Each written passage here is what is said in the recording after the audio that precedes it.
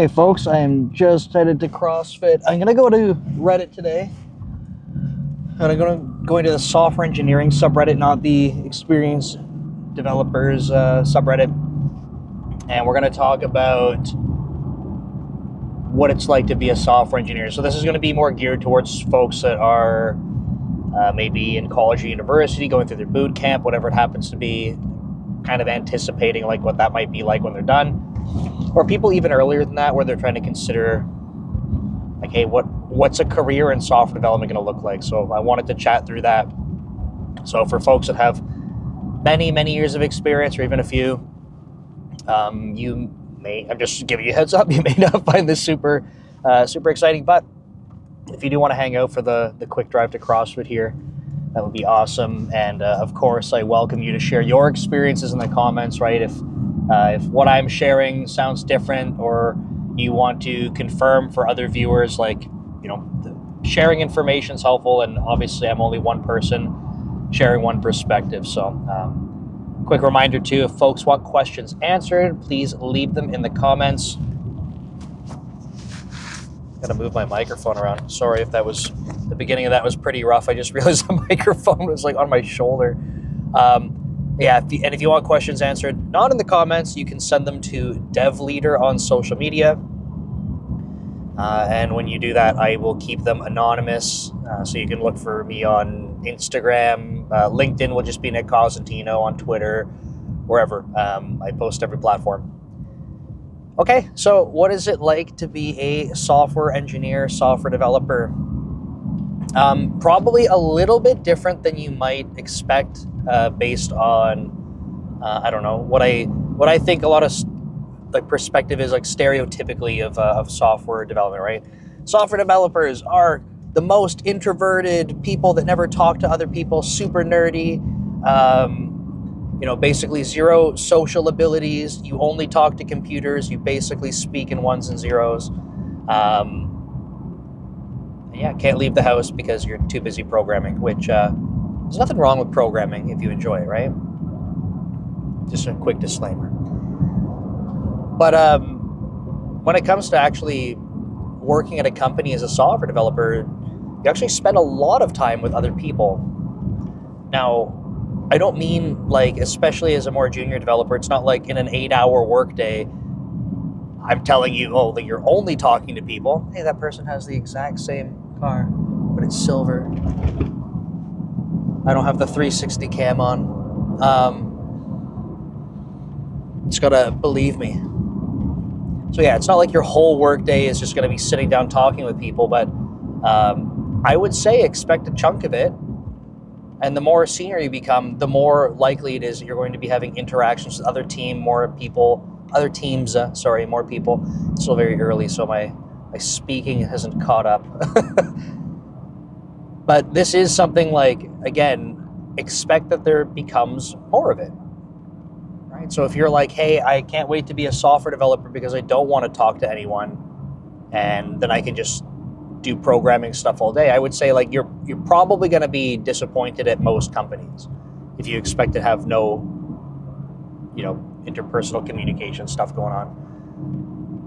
The other AMG, no, he's not going to get beside me.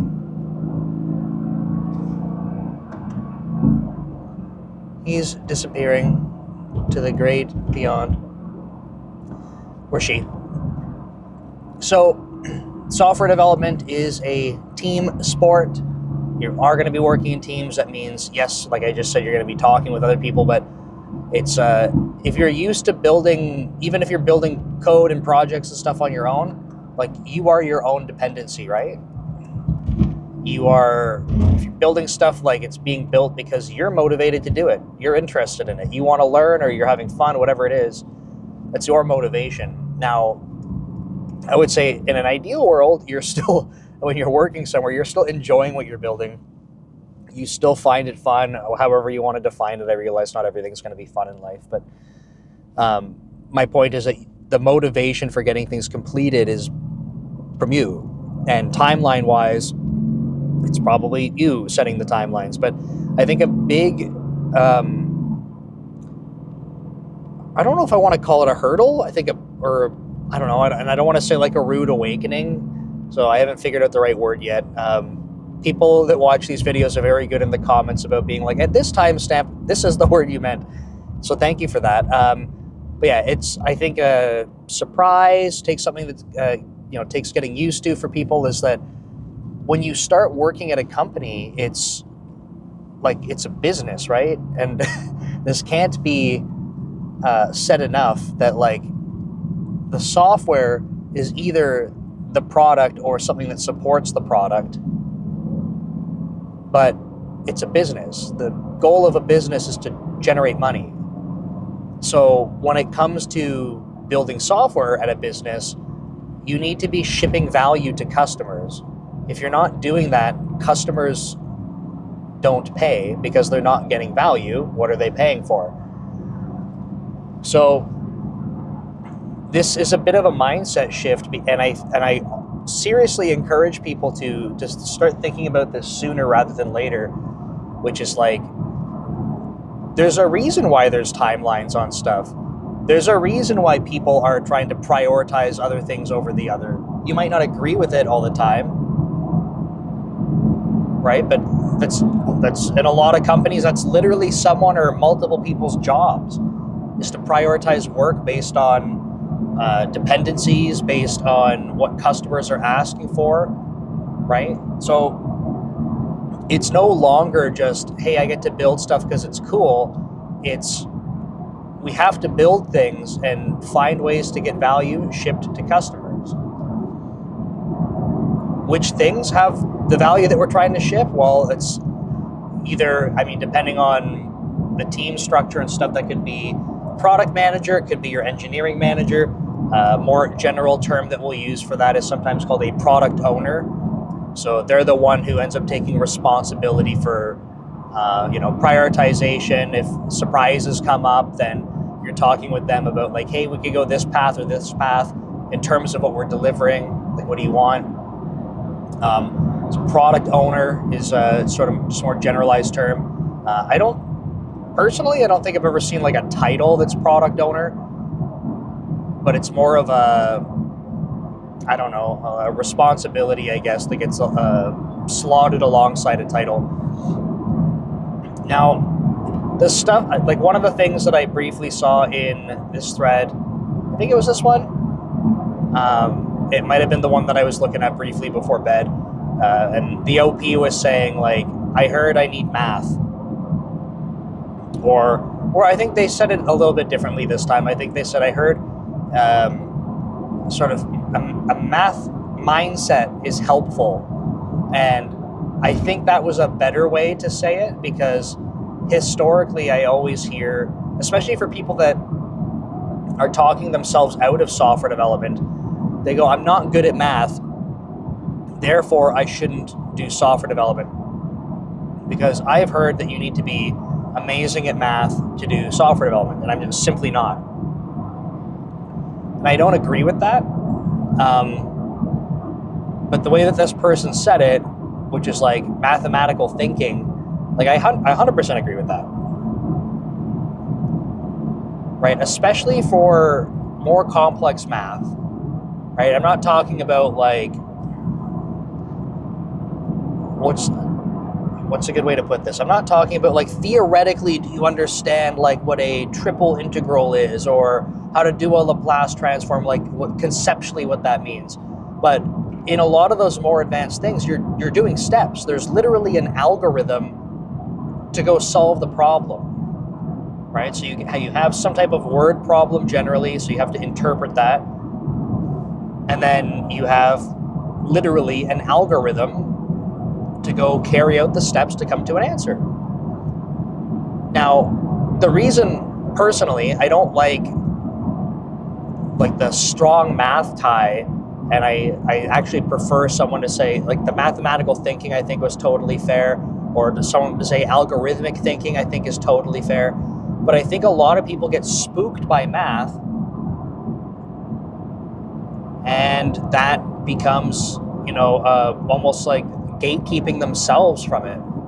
Now, don't get me wrong, I want to clarify too, there's many, and I've I don't know if I've talked about this on Code Commute, but especially like in social media posts and stuff, have long threads and debates with people, or I mean, they're debating with each other too about like math and software engineering. Like, how much do you need? And there are plenty of roles in specific domains that really need math. So, for example, if you are working on a graphics engine for a video game, you really want math. You're going to be doing a lot of math. If you're working in finance, you probably want to know a lot of math. If you are literally building, systems that model things, you probably want a lot of math. But it's because the math is specific to the domain, right? It's not just because it's programming. So again, I'm sharing all this because if you're in your mind, if you're like, oh no, like I don't love math, I would say like I don't love math. I hate doing math. I used to be very, very good at math, but like it's not something I enjoy, and I never have enjoyed it. Ever. Even when I happen to be very good at it, which is going back like, I don't know, probably 20 years now. God, I'm getting old. But never enjoyed it, right? And so it's not like I love to program, and it's not like when I go to program, I'm like, ooh, I can't wait to be thinking about differential equations and doing like vector algebra. Like, absolutely not. And when that stuff ever comes up, like if I have to do graphics related stuff or for whatever reason, geometry and programming like really screws me up. I don't enjoy that stuff. But I'm still able to be a successful software developer, right? So I think it's very dependent on the domain, and I just wanted to remind folks about that, right? It's okay if you're not like in love with math, but I do think the algorithmic thinking is very helpful. So that could be, if you were looking for some motivation because you're going through school and you're like, why the hell do they make me do all these math classes? Like, this random bald guy on the internet said we don't need math. I would say one thing to lean into is try to think like, hey, at least like I'm practicing doing algorithms. They might not be algorithms you love, but you are practicing carrying out steps and thinking through logic on things. So a little bit of silver lining. Okay, what else? We talked about peopling. We talked about teamwork, math, shipping value to customers. I would say a lot of the time you're going to be working in existing legacy code bases. And you might say, well, what does legacy mean? That sounds scary. It sounds old. It sounds archaic. In some cases, it might be, right? In some cases, it might be many, many years old. I would say, I don't have like stats on this, but I would wager most code bases you're looking at are at least a few years old. This could, of course, be different at startups. This could be very different depending on kind of what team you're put onto. Maybe you're on a team. Like, I got put onto teams before in internships, especially where I was building things from the ground up, like prototyping things and whatnot. So, I mean, I'm telling you this because it's like, I believe the common thing is that you're going to be working on existing code bases, so be prepared for that. But I'm not telling you it's impossible that you'll be working on, fresh stuff.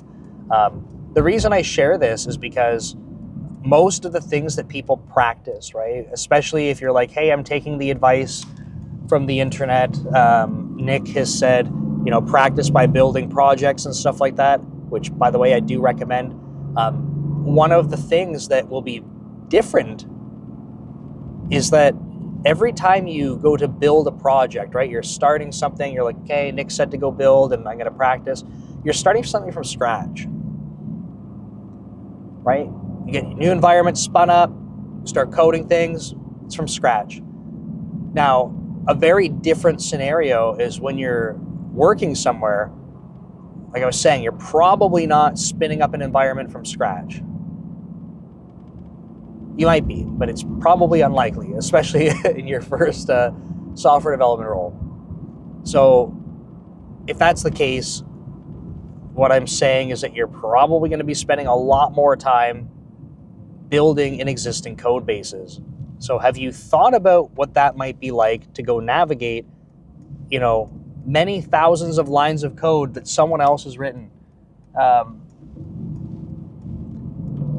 Because the reality is that a lot of the stuff we learn in school, right? If you do learn about this stuff, it's like, hey, like here are design patterns. Here's like what a perfect solution looks like. Here's, you get the theory and then you get the example, and then, or even your school assignments, right? You're getting graded on them, so they better be perfect. Like, you see very well structured code all the time. And a big shocker is that a lot of code bases in production look like absolute shit. And I'm exaggerating a little bit, but the reality is you might be like, hey, that's not what we were taught, right? Or why does it do this, right? And it's because these things evolve over time. There's a really good video by the Primogen. I've done reaction videos to it, I think, on my main channel, DevLeader. So if you just want to if you want to watch my reaction to his video, you can search for Primogen on DevLeader on my other channel. And he does a really good job explaining, like, man, like if you're working in like a code base that's lasted, like, I can't remember the time frame he gives, but let's say even like over a year, if it's surviving over a year and there's like, it's serving customers and stuff like that, he's like, dude, that's pretty surprising, right? A lot of stuff like crashes and burns pretty quick.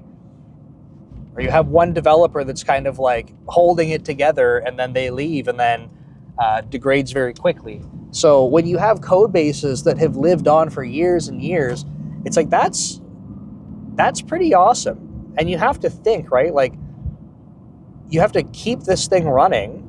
You have to keep building on top of it. It's not trivial, especially because business requirements change, right? So a lot of the time you're seeing a code base that has been evolving over time. Requirements are changing, right? It's like, but we can't just like stop building or start from scratch all of the time. So you're seeing stuff that's like just been evolving. And I don't think a lot of people mentally prepare for that when they go into the job. They're like, oh, like this thing is, tens or hundreds of thousands of lines. And like, what's going on here? Why does it look like this? There's a reason. And I encourage you to ask genuine questions about that, not to say things like, why the hell is this code so shitty? Go figure out and understand how it got to that point, because there's probably a lot of very interesting stories around that. So hopefully that helps. I know that's not every possible thing in software development, but hope you got some value out of that. If you did, I've been encouraging people, I will try to put the link to the Reddit thread in the video when I post it, probably in the description. If I forget though, if you want to go look up the Reddit thread, this one was from Software Engineering subreddit. If you want to do that, you want to comment the link, that's great. If you want to do me a favor, if you enjoyed this, if you want to share it back to that subreddit, I think that would be awesome, because I am not going to be sharing my videos on Reddit because I will get banned for self-promotion. But if you share it because you enjoy it, different story. Thanks. I'll see you next time.